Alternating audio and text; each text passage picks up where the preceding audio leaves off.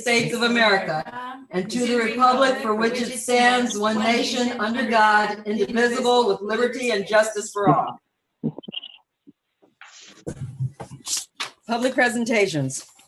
This is the time for persons who wish to address the council on any matter not on this agenda and over which the council has jurisdiction. As such, a dialogue with the council or staff is not intended. Items requiring council actions not listed on this agenda may be placed on the next regular agenda for the consideration if the council directs, unless a finding is made by at least 2/3 of the council that the item came up after the agenda was posted and is of an urgency nature requiring immediate action. Please limit comments to 3 minutes. Do we have any hands raised or emails? Currently, there are no hands raised. And there are no emails. Thank you. And we will move on to the consent calendar.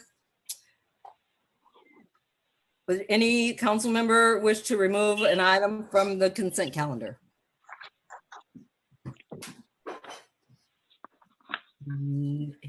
Hearing none. Is there a motion, or is anyone from the public wish to remove an item from the consent calendar? Hands There are raised. no hands raised. Thank you. Then is there a motion to approve the consent calendar? So made by Johnson. We have a motion. Is there a second? I will second it. We have a motion and a second. Roll call, please. Mayor Pro Tem Woodall, Yes. Councilmember Johnson, Yes. Councilmember Strand. Oh, sorry, she's not there. Councilmember Wilson Yes. and Mayor Garnes. Yes. Thank you. Thank you. We'll move on to reports and staff communications, page 30 in the agenda, in your packet. Thank you, Mayor Garnes, members of the council. Just a couple notes.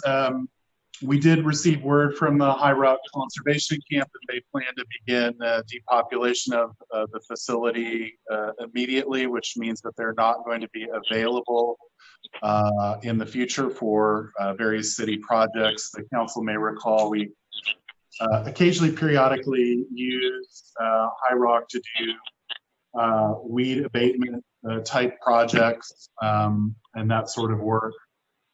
We are investigating, trying to create a relationship with the Eel River crew down in Redway to fill that gap. But that process for the crew has been actually quite helpful in a number of city projects. They come at relatively low cost and have, for the city, performed very well and done a lot of great work for the city in terms of cleaning up some of the areas of responsibility for the city in various right-of-ways, drainages, and whatnot. So that was a little disappointing, but I guess good news in that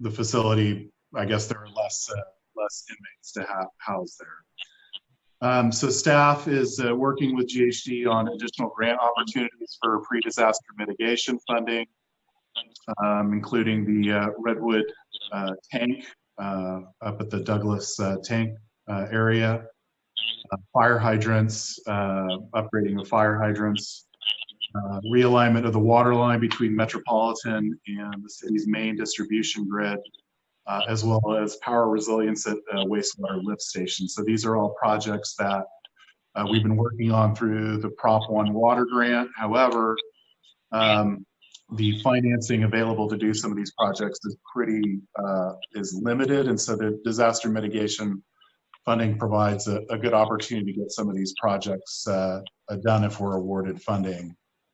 So that's great news. And then also the city has been conducting COVID-19 surveillance testing at our wastewater treatment facility. So essentially at the intake of the plant, a sample is, a device is placed at the intake and it measures the amount of COVID-19 genomes detected in the wastewater supplies to the plant. And that data is will be collected through December of this year. I did attach the current reports that we have, 3 of them, which the first one came up detect at a relatively low level. The last 2 have been non-detect.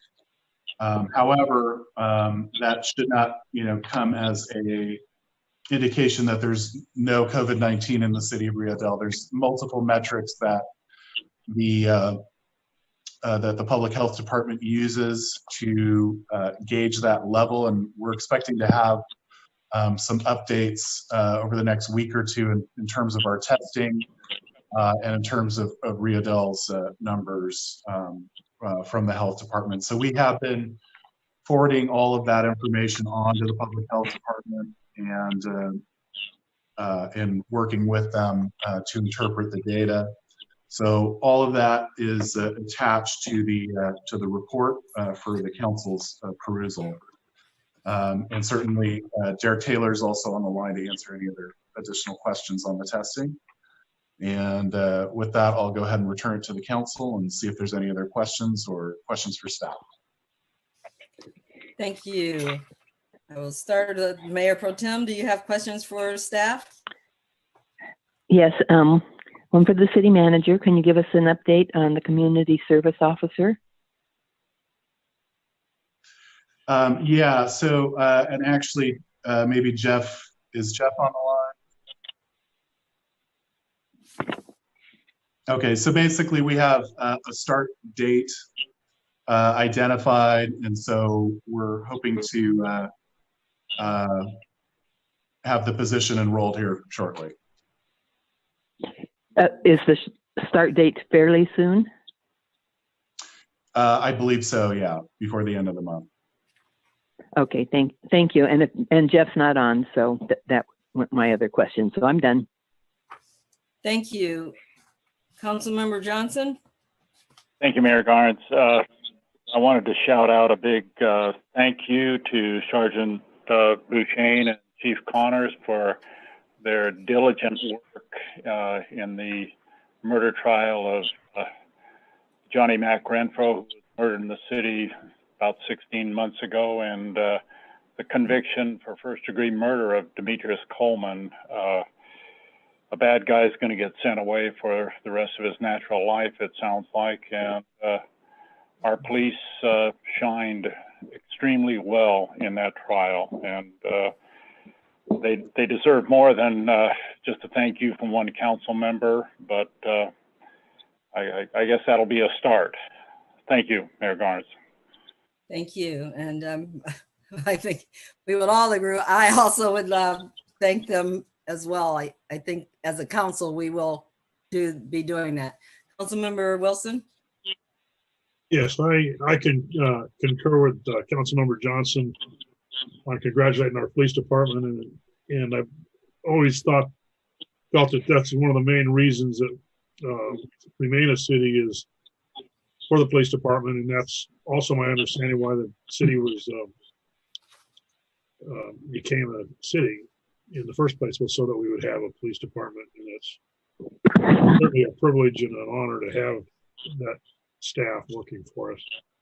In the same breath, I'd also like to commend the staff for bringing about the Wildwood sprucing up. It looks 100% better with the islands and stuff trimmed back, and I appreciate that. I had other item I had was for the police chief, was just on the bluffs. It looked like they were having a lot of disturbances, but we can ask him that later. So that's all I have. Thank you. Thank you. And I think city manager, was it the church group organization that came and helped with the medians? Who was it that? I believe so. Yeah, I don't know exactly, but I got a message saying that, but no contact information as to taking credit for it. So. Okay, well, the citizens that came and helped, I want to thank the staff. But I also want to thank the citizens that came and volunteered and helped. It's greatly appreciated. And along that line, I'd also like to thank Nick for the display on Veterans Day. That was greatly appreciated and it looked great as usual. So we have no further questions. Are there any hands raised for questions for staff? Currently, there are no hands raised. And no emails? No email comments, thank you. Okay, thank you. This is a bizarrely short meeting, so now we're on to council reports. So are there any council reports? Councilmember Wilson? Yes, I have a HWMA meeting we had last Thursday. Yeah, I guess it was last Thursday. And a couple of the items that were brought up, it was one of these long 3.5 hour meetings that they do. And 2.5 of that was for CRV, which seems to dominate every time we meet is a CRV meeting. This time they had some other people from the industry, and they gave us more information than we had gotten in the past. One of which is that the state does pay back to the recycler of recycling money that they give out, which was not previously reported to us accurately. And they also came to an idea. We were trying to do a pilot program, and the state Cal Recycle told Supervisor Bone one thing and told Executive Director Duffy another thing.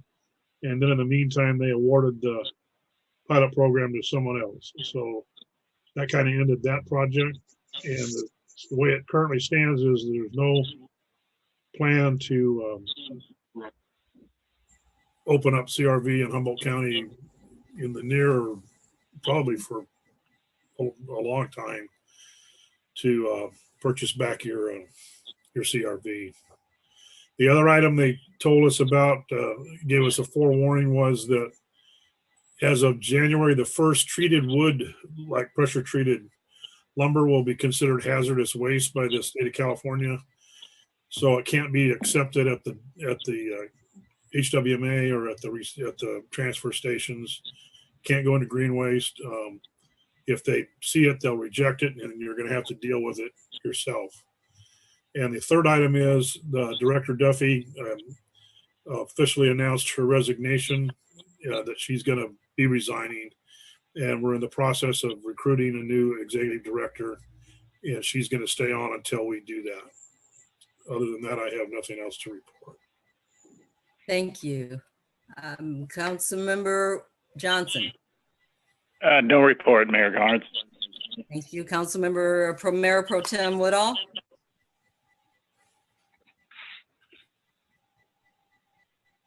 Give her a second to get unmuted.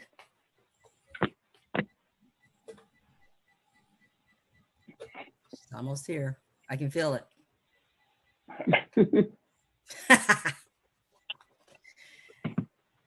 Okay, well, I'll speak and then maybe we'll come back to Julie and see if she's there. Okay. Can you hear Julie? me? I can. Yay. There you are. Oh, well, I couldn't hear you until the last thing that you said. It was a big silence. Okay. So, okay. The only thing to mention is that tomorrow we have the Nuisance Abatement Committee meeting at 3:00.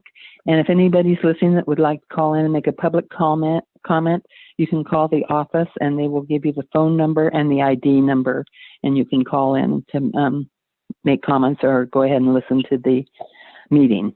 And that's all I have. Thank you. Thank you. And I just wanted to point out that Humboldt County was raised to the second tier of the COVID situation. Our numbers have jumped considerably, and we actually jumped 2 levels at one time from medium or low risk rather to significant. So we just need to continue wearing our masks. That's one of the mandates is when you're outside, wear your masks, maintain our social distancing, keep that up, and